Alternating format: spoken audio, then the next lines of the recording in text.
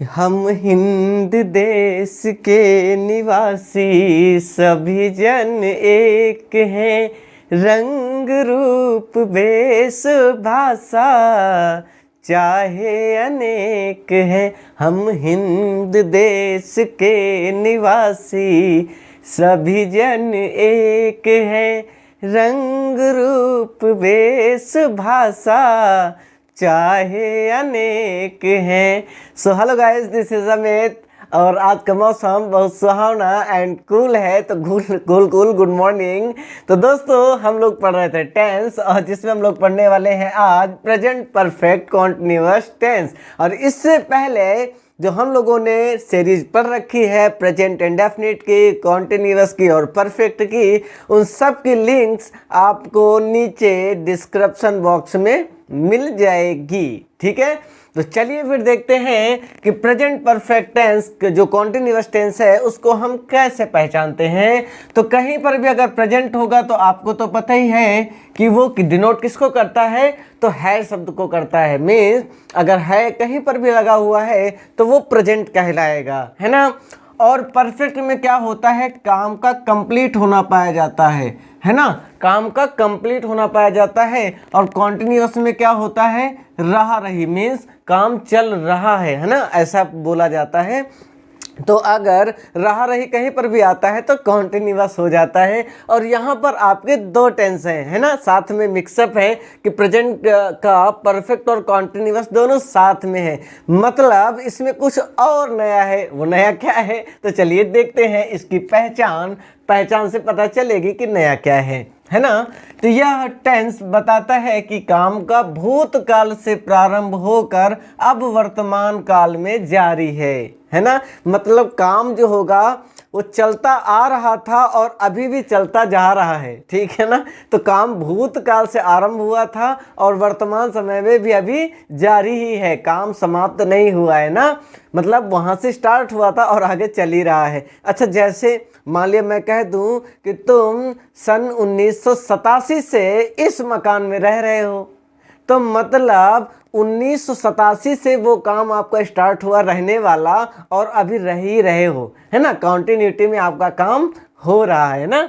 अब चलिए आगे देखते हैं कि इस काल में कार्य के जारी रहने का समय दिया होता है। इससे पहले जितने भी आपने टेंस पढ़े थे तो उसमें कार्य के जारी रहने का समय नहीं दिया होता था, बट इसमें दिया रहता है। ठीक है, आइए फिर और समझते हैं दूसरा पॉइंट कि यदि वाक्यों की क्रियाओं के अंत में, मतलब जो आपको हिंदी टेंस मिलेगा उसमें जो वर्ब होगी, क्रिया होगी, उसके अंत में रहा है, रही है, रहा हूँ, रही हूँ, रहे हो, रहे हैं आदि शब्द आते हैं तो वह वाक्य प्रेजेंट परफेक्ट कॉन्टिन्यूअस टेंस कहलाता है। मतलब अगर हिंदी वाले वाक्य में सबसे लास्ट में जो वर्ब होती है ना, वर्ब सबसे लास्ट में तो होती है कि मैं 1987 से इस मकान में रह रहा हूँ, तो रहा हूँ आया तो ऐसे अगर वर्ड आपको मिल जाते हैं तो वही वाक्य क्या कहलाएगा, प्रेजेंट परफेक्ट कॉन्टिन्यूअस टेंस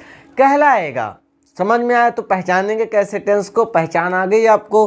तो इसी को इंग्लिश में समझ लेते हैं। इंट्रोडक्शन क्या बोलता है, this sentence tells that the work started from the past and is now continuing in the present tense. मतलब पास्ट से स्टार्ट हुआ हो और प्रेजेंट में वो कंटिन्यूटिंग में हो, मतलब कार्य जारी हो, अभी चल ही रहा हो, खत्म ना हुआ हो, है ना।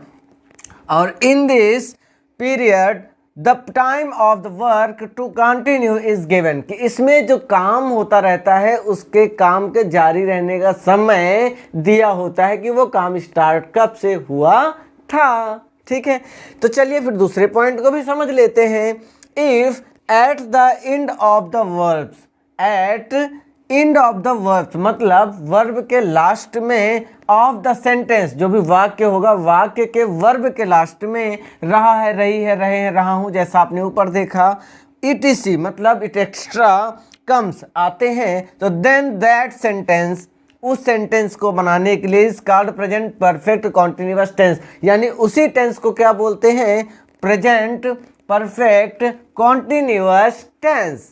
क्लियर है साथियों? आपको पहचानना आया कि नहीं? और अगर पहचानना आ गया हो तो लाइक करें और कमेंट बॉक्स में ज़रूर बताएं कि आपको टेंस समझ में आ रहे हैं, आपको सारी चीज़ें क्लियर हो रही हैं। ठीक है, तो चलिए फिर इसका अफर्मेटिव सेंटेंस की स्टार्टिंग करते हैं आज ही और अभी से ही। डियर्स, ये रहा आपका अफर्मेटिव सेंटेंस और अफर्मेटिव सेंटेंस का ये रहा नियम नंबर 1। नियम नंबर 1 क्या बोलता है कि इस प्रकार के वाक्य में ही सी इट नाम और एक वचनकर्ता के साथ हैज बीन, मतलब ही सी इट नाम और एक वचनकर्ता मीन सब्जेक्ट अगर होगा तो हम उसके साथ लगाएंगे हैज और क्या लगाएंगे, बीन, और वर्ब की आईएनजी फॉर्म लगाते हैं। कौन सी फॉर्म? वर्ब की आईएनजी फॉर्म लगाते हैं। तो रूल्स देख लेते हैं इसका। नियम नंबर 1 को इंग्लिश में देख लेते हैं। In this type of sentences he she it name and singular subject has been with the subject and ING form the verb comes. Clear है साथियों? इसके बाद आप नियम नंबर 2 देख लीजिए। नियम नंबर 2 क्या बोलता है कि आई, वी, यू, दे और बहुवचनकर्ता के साथ हैव बीन लगाते हैं। क्या लगाते हैं? हैव बीन, और वर्ब की आईएनजी फॉर्म आती है। मीन्स कि ही सी इट नाम और एक वचनकर्ता के साथ सिंगुलर सब्जेक्ट के साथ आप हैज बीन लगाएंगे और I, we, you, they and plural subject के साथ आप हैव बीन लगाएंगे।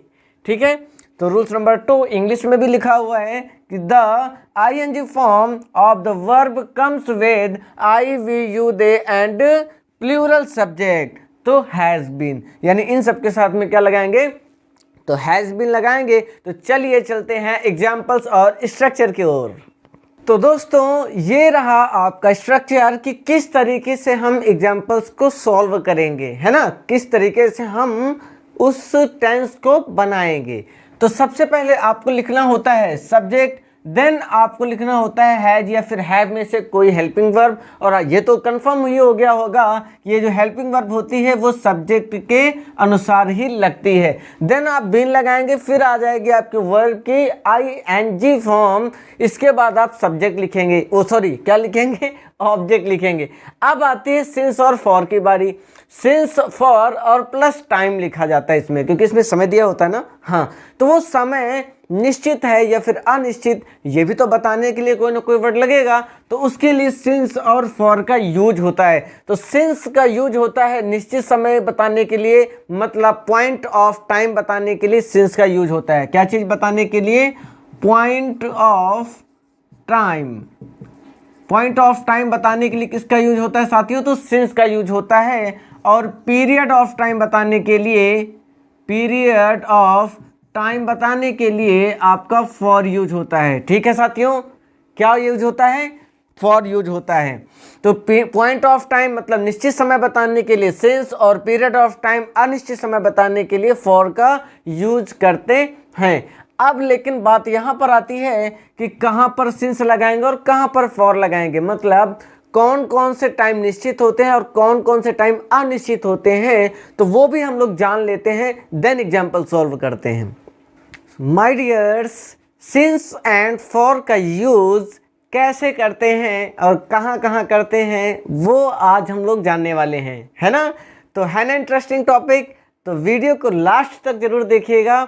और मैंने आपको बताया कि सिंस का यूज पॉइंट ऑफ टाइम के लिए किया जाता है, मीन्स निश्चित समय के लिए, और फॉर का यूज पीरियड ऑफ टाइम के लिए किया जाता है, मीन्स अनिश्चित समय के लिए किया जाता है। तो चलिए देखते हैं फिर कि since means point of time क्या होता है, पॉइंट ऑफ टाइम कौन कौन से होते हैं, और for means period of time कौन कौन से होते हैं, पीरियड ऑफ टाइम।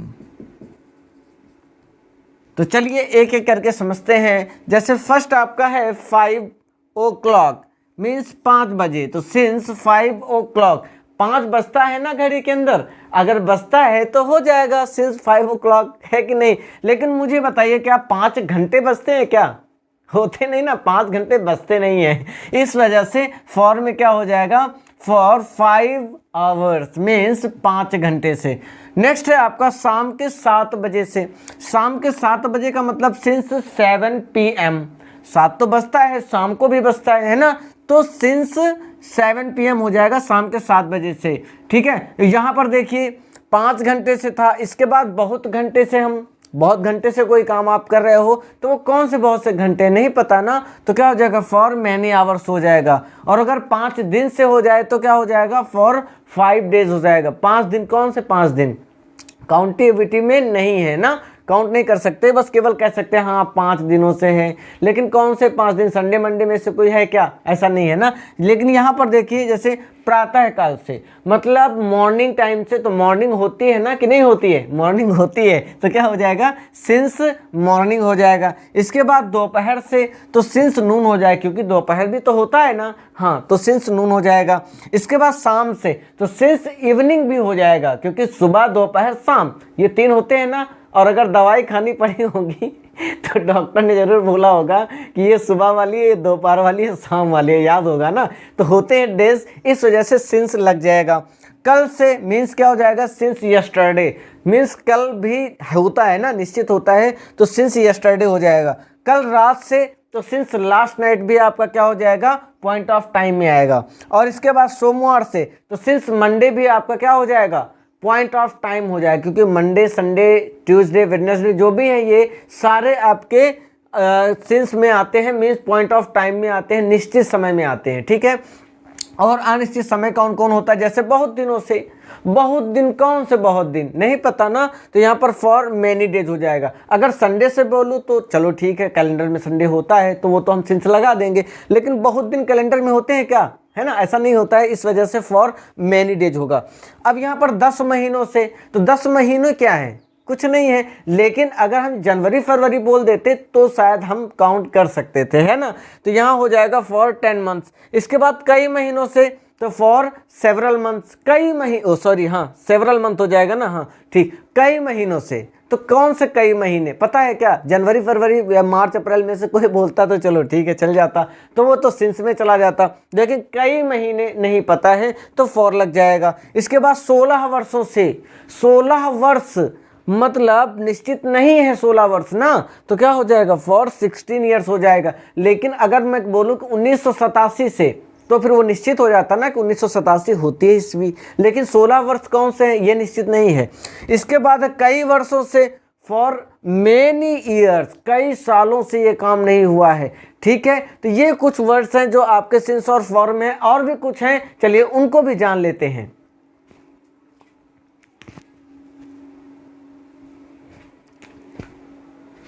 तो ये रहे कुछ और वर्ड्स जो कि सिंस और फॉर में आते हैं। जैसे यहाँ पर लिखा जनवरी से, अभी मैंने बताया था ना जनवरी से, तो जनवरी तो निश्चित होती ना किसी कैलेंडर में होती है, लेकिन कई महीने क्या कैलेंडर में होते क्या, वो नहीं लिखित होते हैं, तो वो अनिश्चित हो जाते हैं। ठीक है ना, तो जनवरी आपकी निश्चित है, कई महीने निश्चित नहीं है, तो यहाँ पर सिंस जनवरी हो जाएगा। सन 1996 से तो क्या हो जाएगा सिंस 1996 हो जाएगा। ठीक है, लेकिन अगर कई साल आ जाए, कई सालों से, तो वो निश्चित नहीं होगा, है कि नहीं। अब देखिए एक निश्चित समय से पहले, ऐसा भी कभी हो सकता है कि आपको ये सब ना दिए जाएं और एक निश्चित समय से पहले की कोई बात कर ली जाए। जैसे मान लिया आपको सेंटेंस दे दिया गया जब से वह पैदा हुआ था, तो वो भी तो निश्चित समय काल होगा ना, कि जब से वह पैदा हुआ था तब से वो ये काम कर रहा है कि नहीं। तो वो जो जब से पैदा हुआ था तो वो निश्चित समय हो जाएगा ना, हाँ, तो वहां पर क्या लगाएंगे सिंस ही वॉज बॉर्न, क्या लिख देंगे हम since he was born. I hope clear हो गया होगा आपको। इसके बाद फॉर आता है, फॉर में जैसे कि 6 सप्ताह से, अब कौन से 6 सप्ताह है मालूम नहीं ना, संडे मंडे होता तो चल जाता, चलो कैलेंडर में होता तो निश्चित था, लेकिन 6 सप्ताह होते नहीं हैं, तो ये क्या हो जाएगा फॉर 6 वीक्स हो जाएगा, मीन्स अनिश्चित हो जाएगा, है कि नहीं। इसके बाद एक पखवाड़े से, अब ये पखवाड़ा क्या है, ठीक है, फॉर अ फोर्टनाइट। भाई देखो पखवाड़े के विषय में मुझे भी मालूम नहीं, अगर आपको मालूम है तो कमेंट बॉक्स में ज़रूर कमेंट करिएगा, तो मैं आपसे भी सीख लूँगा कि ये पखवाड़ा क्या होता है। ठीक है दोस्तों, तो चलो फिर एग्जाम्पल्स देख लेते हैं, तो ये टॉपिक एकदम से क्लियर हो जाए। ठीक है, तो दोस्तों ये है एग्जाम्पल्स कि सत्यम 4 घंटे से फुटबॉल खेल रहा है। 4 घंटे निश्चित होते हैं, अभी आपने पढ़ा 4 बजे तो चलो अच्छा, घड़ी में तो 4 बजते हैं, है ना, लेकिन 4 घंटे क्या है, 4 घंटे नहीं बजते ना, तो वो अनिश्चित होते कौन से 4 घंटे ना, कौन से 4 घंटे से, तो 4 बजे तो हो जाएगा निश्चित, सिंस लग जाएगा, लेकिन 4 घंटे अनिश्चित हो जाएगा, फॉर हो जाएगा ना। चलो वो सब बातें बाद में करते हैं, सबसे पहले हम सब्जेक्ट फाइंड आउट करते हैं। सब्जेक्ट हमारा सत्यम है, तो सबसे पहले हम लिख देंगे सत्यम जी को, और सत्यम नाम है तो नाम के साथ में क्या लगता है, हैज लगता है, तो हमने हैज हैव में से क्या लगा लिया, हैज। अब लगाएंगे बीन, ठीक है। अब वर्ब की आईएनजी फॉर्म आती है, तो वर्ब क्या है, खेलना, और खेलना को बोलते हैं प्ले, PLAY, और उसी में जोड़ देंगे हम आईएनजी, हो जाएगा प्लेइंग। और क्या खेलता है, फुटबॉल खेलता है, तो playing the football, football, FOOTBALL, ball, football. अब इसके बाद सिंस और फॉर लगेगा। तो अब मुझे बताओ 4 घंटे निश्चित हैं, नहीं है, तो इस वजह से क्या लग जाएगा, फॉर लग जाएगा, और 4 घंटे का क्या हो जाएगा, 4 आवर हो जाएगा, 4 आवर्स। और जैसे ही आपका सेंटेंस कंप्लीट हो जाए तो फुल स्टॉप लगा दीजिएगा, है ना। चलिए फिर नेक्स्ट वाले को देखते हैं कि यह भूत आ गया भूत, कि यह भूत सन 2001 से इस मकान में रह रहा है। कौन से वाले में, जहां आप रह रहे हो, अरे आप ही तो भूत हो है कि नहीं, डरना नहीं, स्वयं भूत हो, है ना। तो यह भूत सन 2001 से इस मकान में रह रहा है, तो यह भूत क्या हो जाएगा, दिस घोस्ट, क्या हो जाएगा, दिस घोस्ट। और इसके बाद भूत एक है, ठीक है ना, पूरी फैमिली के साथ अभी नहीं है, इस वजह से हैज लग जाएगा, और देन क्या हो जाएगा, बीन लग जाएगा, और वर्ब के आईएनजी फॉर्म, रह रहा है, रहना को क्या बोलते हैं, लिव, LIVE, और ई हट जाता है तो आईएनजी लग जाएगा। अब ई क्यों हटा, इसके विषय में मैंने बताया था कि आपको वीडियो में प्रोवाइड करवाऊंगा, ठीक है। तो हो गया, this ghost has been living, और कहाँ रह रहा है, इस मकान में, तो इन दिस हाउस। और इसके बाद आपका सिंस या फॉर आता है, भाई ऑब्जेक्ट तो लिख लिया ना, इस मकान में, इन दिस हाउस। अब सिंस लगाएं या फॉर, ये कैसे पता लगेगा, इस समय को देखकर, समय 2001 बता रहा है, सन 2001 बता रहा है, निश्चित समय है ना, तो क्या लग जाएगा, सिंस लग जाएगा, तो हो जाएगा सिंस 2001। और जैसे ही सेंटेंस आपका कंप्लीट हो जाए तो फुल स्टॉप लगा दीजिएगा। चलिए नेक्स्ट देख लेते हैं। मैं यह कुरान सोमवार से पढ़ रहा हूँ, तो मैं यह कुरान कब से पढ़ रहा हूँ, सोमवार से, तो मैं का क्या हो जाएगा, आई। अब आई के साथ आपका क्या लगने वाला है, हैव, क्योंकि आई, वी, यू, दे और प्लूरल सब्जेक्ट के साथ हम हैव का यूज करते हैं, ये आपने पढ़ रखा है। इसके बाद बीन लगा देंगे।